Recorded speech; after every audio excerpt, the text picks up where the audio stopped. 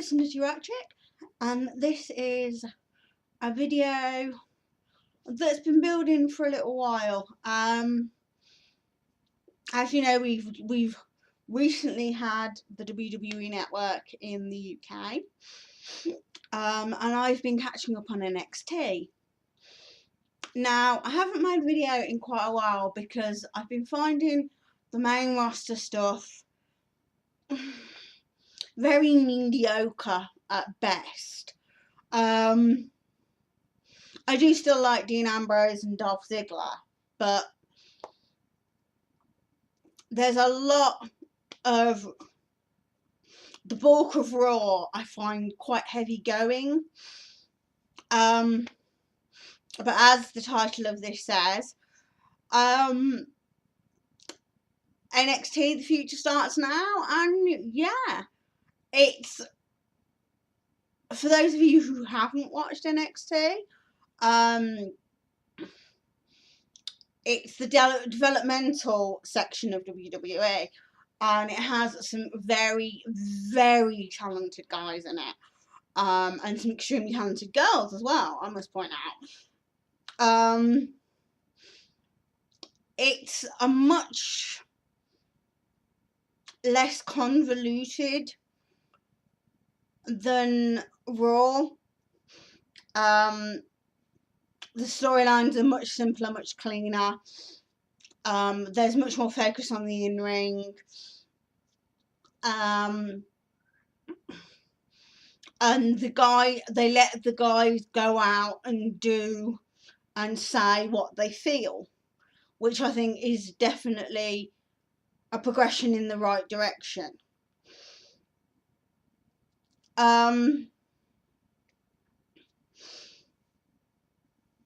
This coming Wednesday, the 11th of February, so tomorrow, is the latest NXT special called Rival.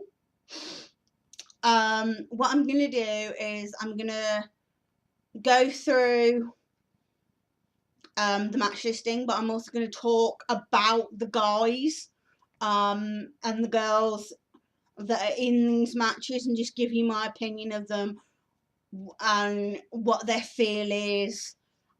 And yeah, we'll go from there. Okay, so first on the list is Hideo Itami versus Tyler Breeze. Hideo Itami, for those who don't know, is Kenta. If you don't know who Kenta is, he is absolutely massive in Japan. It was a big deal when they signed him to the developmental. He's a very good striker. He's all, especially with his kicks. He's also the guy who created CM Punk's Go to Sleep and Daniel Bryan's Running Knee.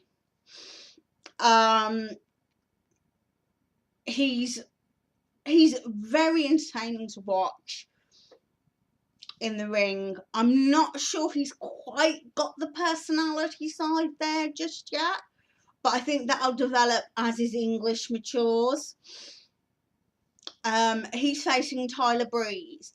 Now, Tyler Breeze is an attractive young man with a lot of personality, who is very good in the ring. The problem, I think, with Tyler Breeze is that his character has been done to death.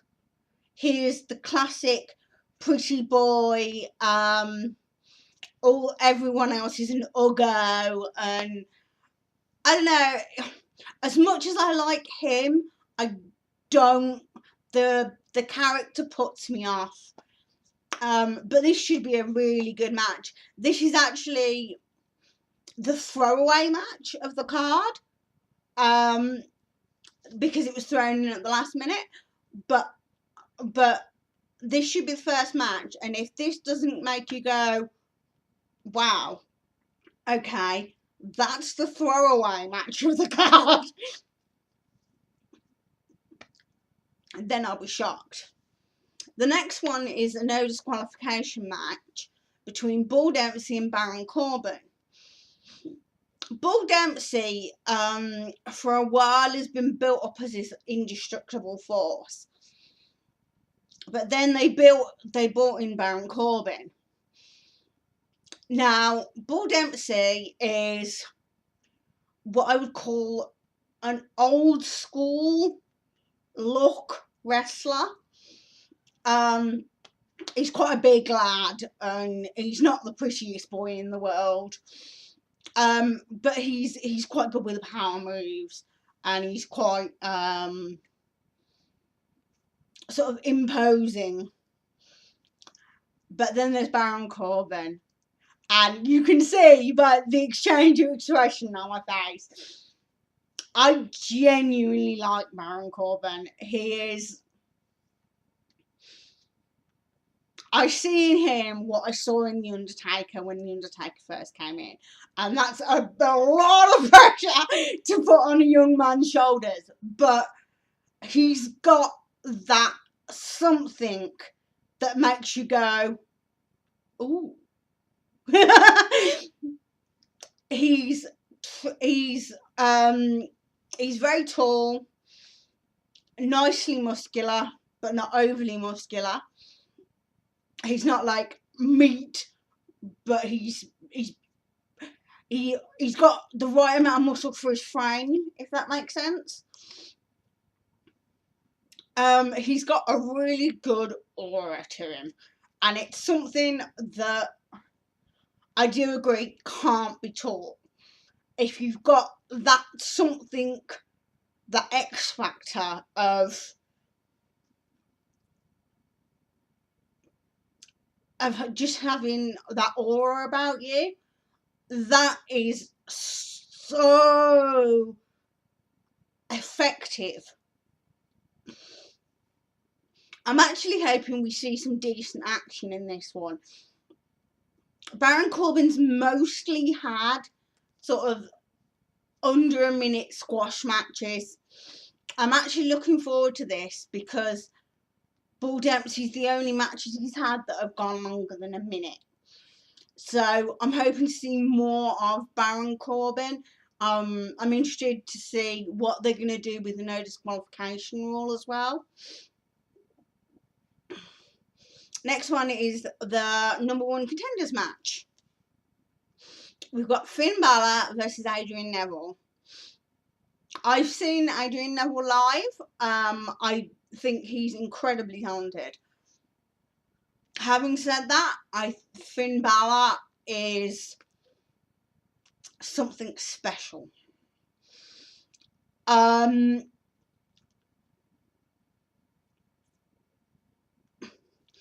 The main problem I have with Adrian Neville is that I can see him going down the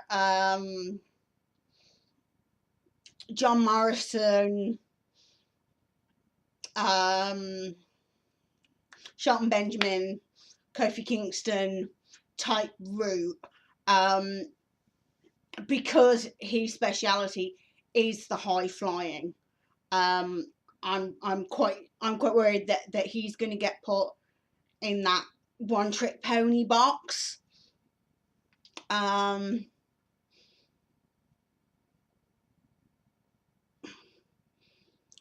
Finn Balor, on the other hand, is genuinely different. His entrance has to be seen to be believed. By all means, go and Google Finn Balor NXT entrance at I think it's TAKEOVER Fatal 4-Way. I think that's right.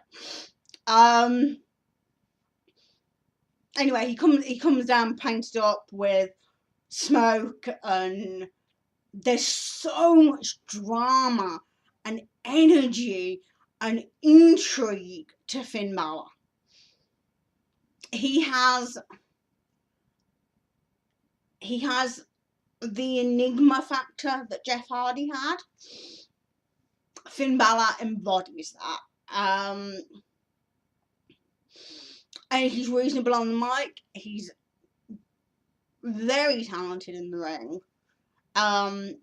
This should be a genuinely good match. I'm hoping Finn Balor's going to win because I feel like Adrian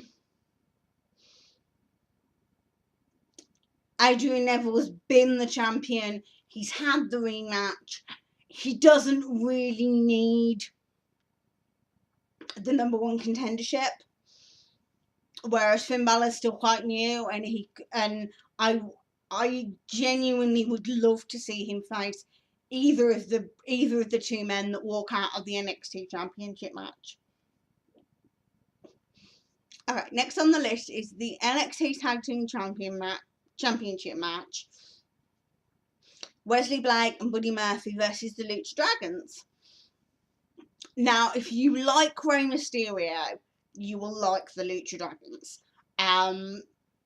They're fun, they're fast moving, they're energetic, they're a good fun little tag team. We don't know much about Wesley Blake and Buddy Murphy as of yet.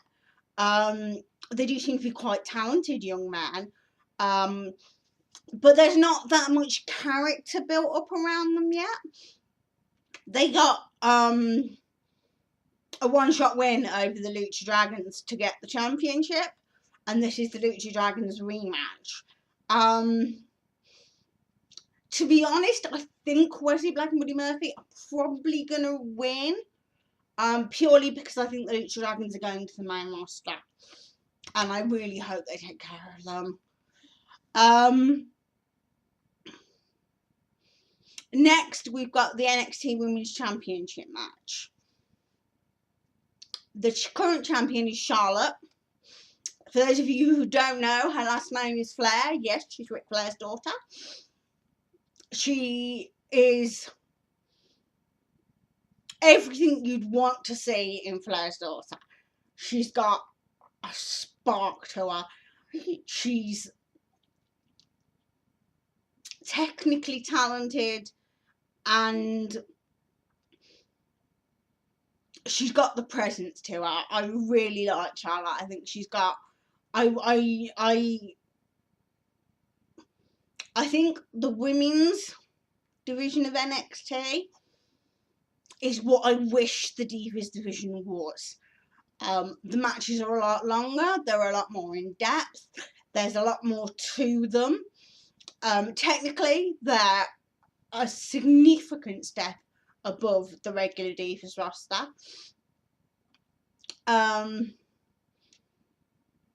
And honestly, if the 4 women that are in this match became the centre of the future Divas division, I would not be unhappy. They are all good, talented women. Having said that, this is personal opinion. It's Charlotte versus Sasha Banks versus Bayley versus Becky Lynch. Sasha Banks, I do not like. I know there are a lot of people that do. She is quite popular. But there's just something about her. She's kind of tacky. I don't know what it is. She just seems to lack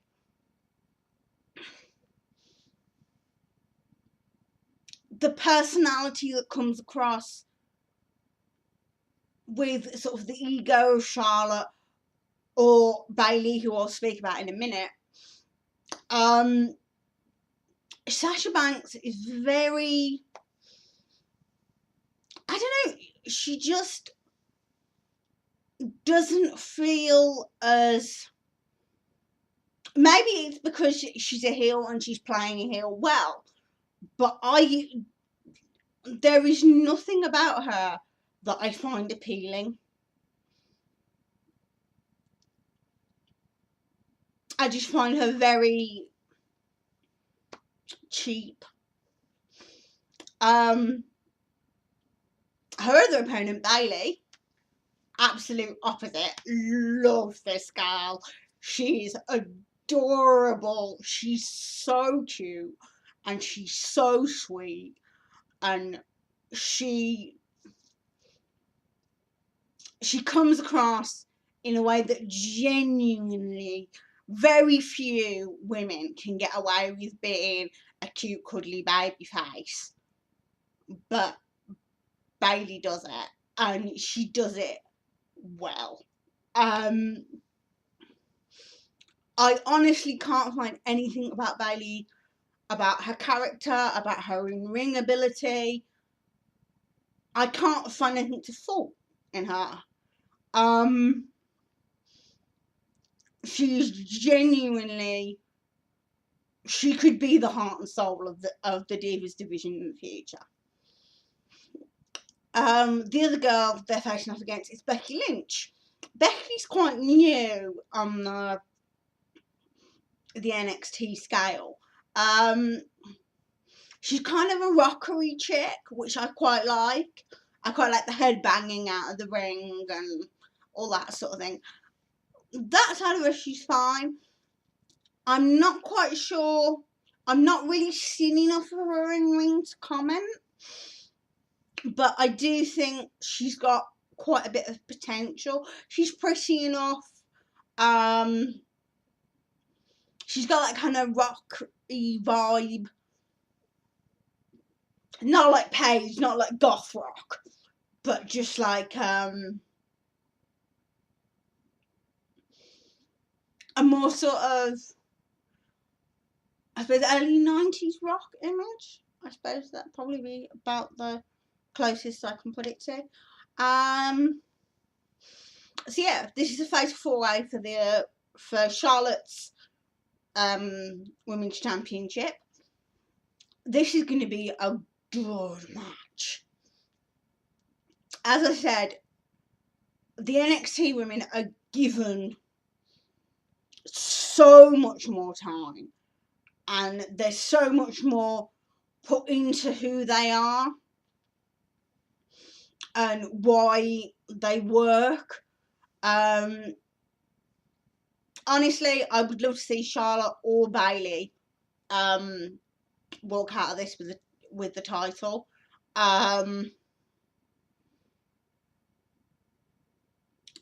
Though Charlotte has been champion for quite a while, so I would understand if they put it on any of the other girls just to shake things up a bit, because they may be moving Charlotte to the main roster. But the awful thing about NXT is it's so good you don't want people to leave. Because you know, especially the girls, you know they're going to go on the main roster and be put in those crappy 5-minute matches where they can't show what they can do. They don't have the chance to get over. And it's just annoying from a fan's perspective. Okay, and then we're on to the NXT Championship Match. Now, these two guys have come right from the very beginnings, wrestling in gyms and stuff like that, to the lower indies, to ROH, and they are an amazing couple of guys. Sami Zayn, who's the champion, is also known as El Generico. As much as I liked El Generico, I love Sami Zayn. Taking the mask off him was the best thing they could have done. He's got such an expressive face. He's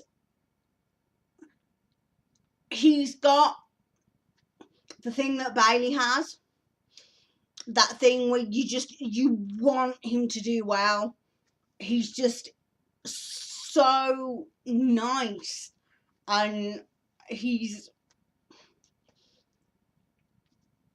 talented, and he's sweet, and he's respectful, and he's just so good.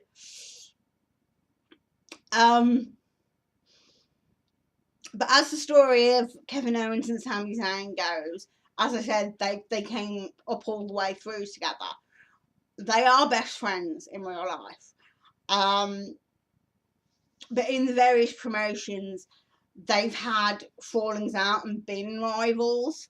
By all means, before you, if you want to, I'm not saying you have to, but if you want to, Google El Generico versus Kevin Steen. This is Sami Zayn and Kevin Owens in ROH. Their matches are absolutely amazing.